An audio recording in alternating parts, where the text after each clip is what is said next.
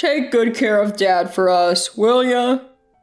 With those words, our eldest son Derek and his wife Amy grabbed their bags and headed off on a trip.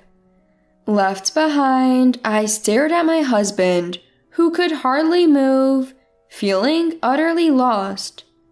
How could my children be so cruel, leaving me to care for their ailing father?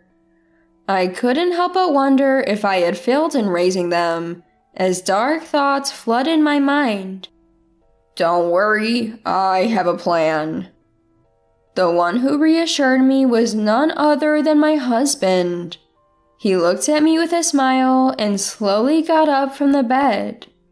Ignoring my astonishment, he shared an idea to set things right with Derek and Amy. Shall we get started? I'm Layla, and I'm turning 48 this year.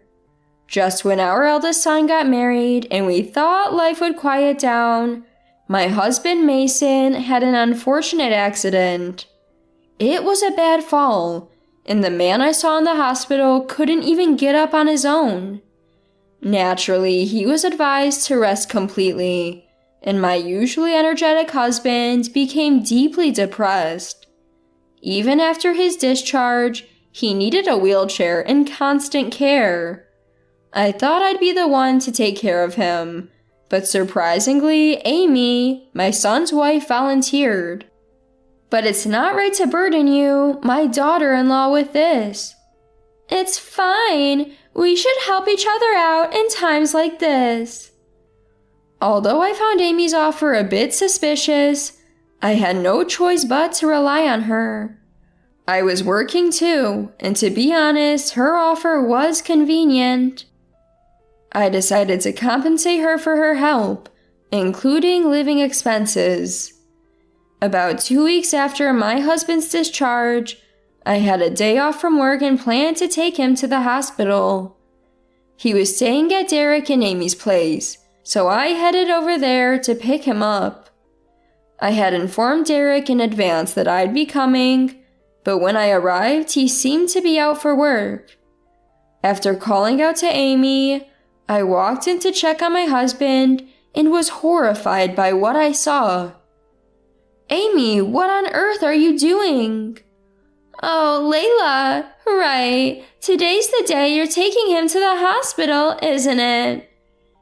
Amy greeted me with her usually carefree smile, but the condition of my husband behind her left me stunned.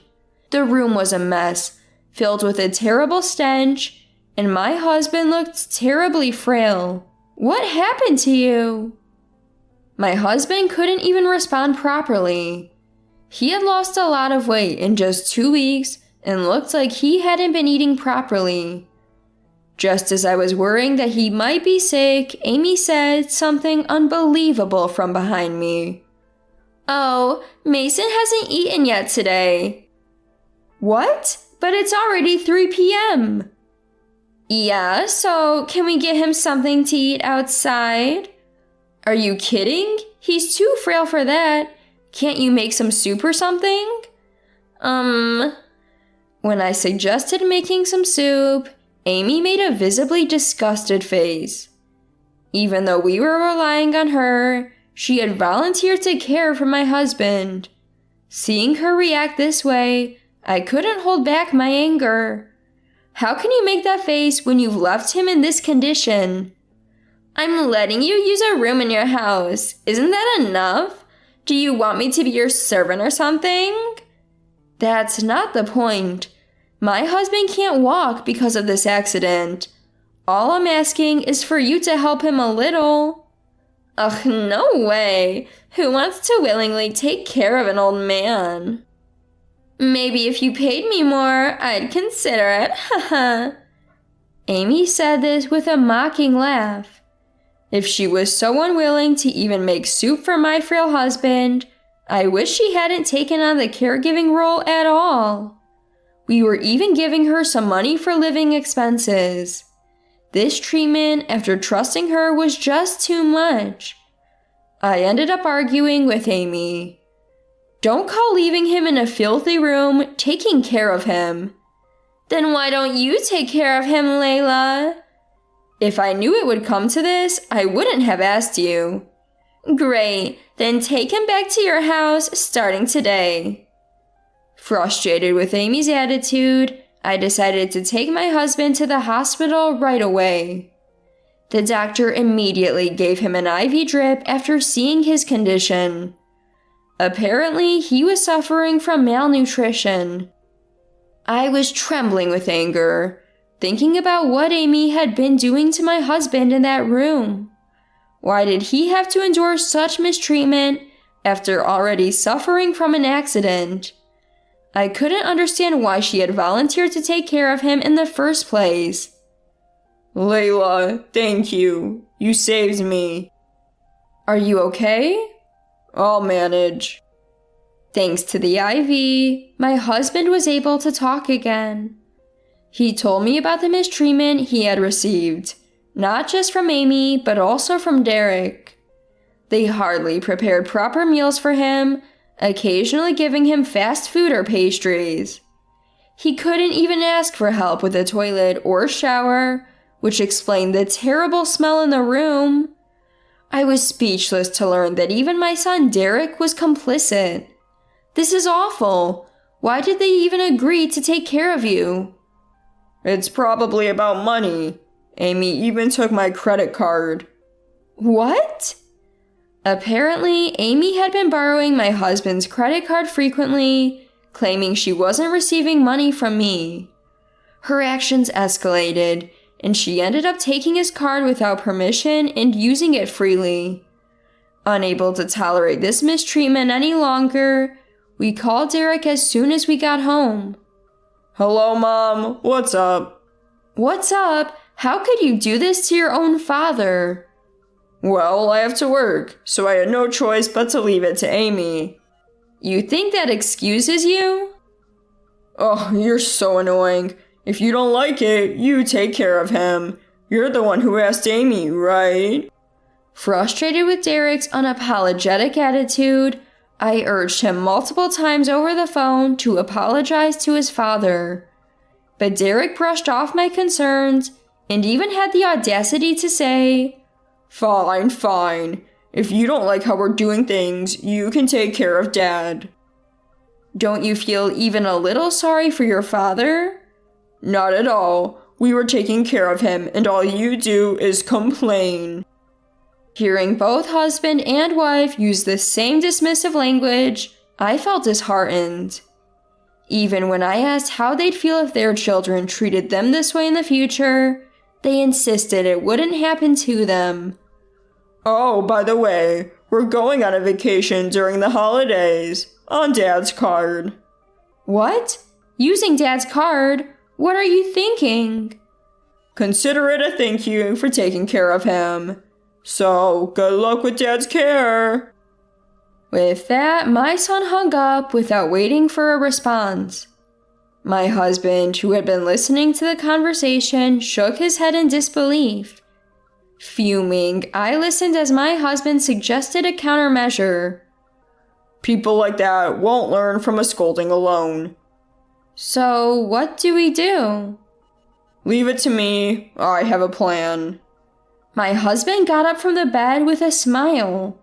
Ignoring my surprise, he shared his plan with me. We decided to execute a plan that would make Derek and Amy truly regret their actions. Let's get started. While rubbing his still recovering legs, my husband spoke.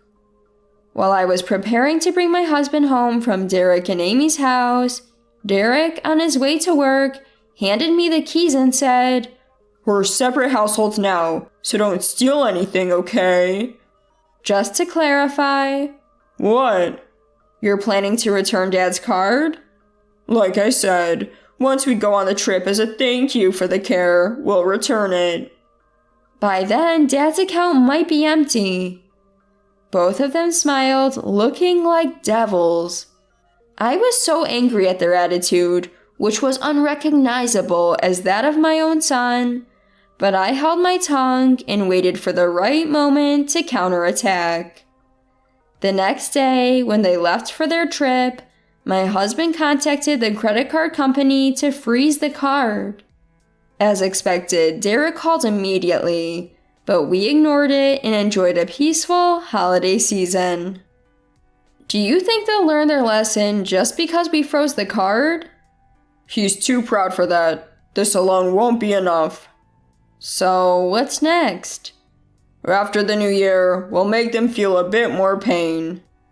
My husband still had plans, and while continuing his rehab, he was contemplating the next steps against Derek and Amy.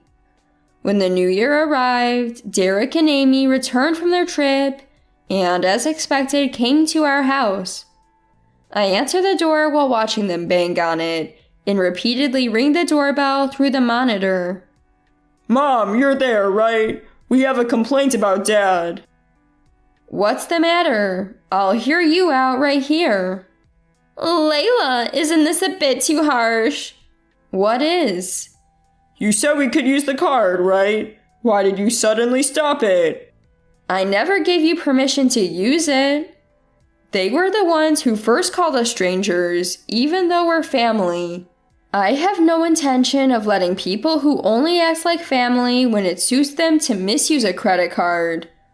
If they had returned the card and shown some remorse, I might have let it go. But I can't ignore their malicious attitude, showing not a hint of regret. In fact, I'd like you to pay back what you've used so far. You're asking for money back after we took care of you? You're quite stingy, Layla. It's terrifying that you consider that taking care of us. Don't think you'll get away with this. With that, Derek left with Amy. As my husband said, their unrepentant attitude left me more dumbfounded than angry. When I told my husband about their visit, he simply said, I see, and began preparing for work. The next day, he returned to work as he had informed them in advance.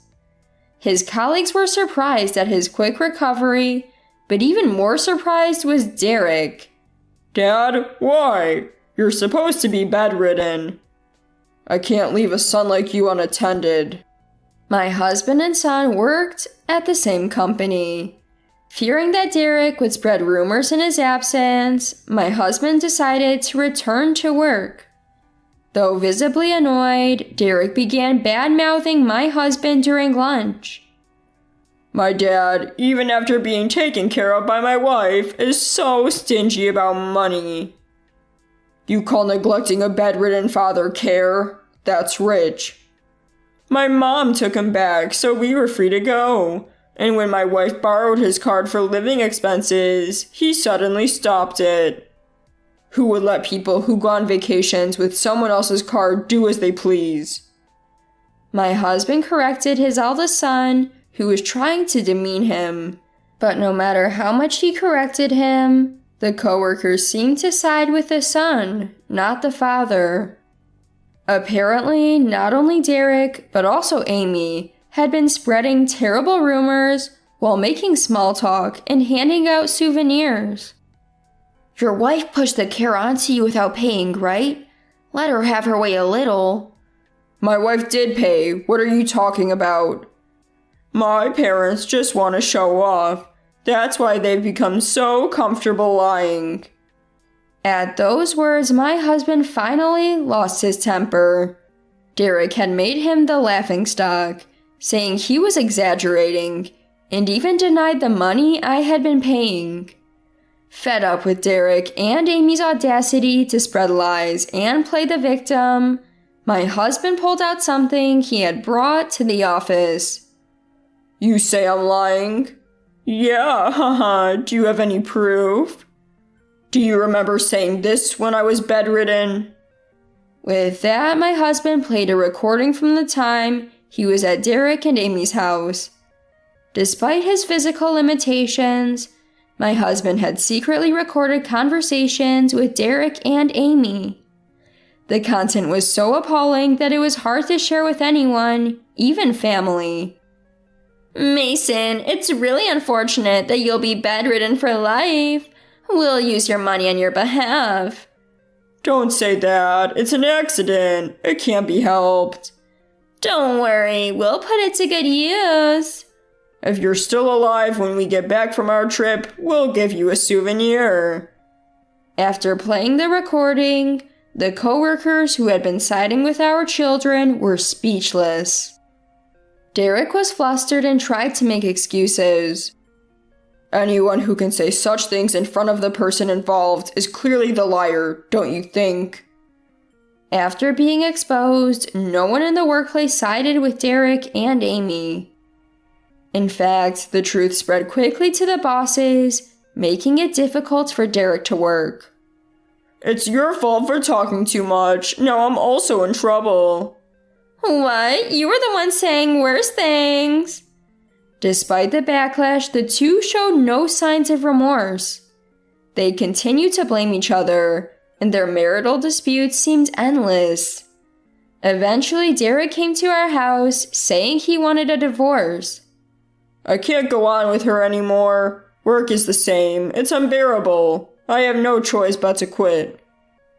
Oh, what will you do if you quit? I'll come back here. My room is still available, right? What? Why would I let a thief like you live in my house? What are you talking about? I'm your son.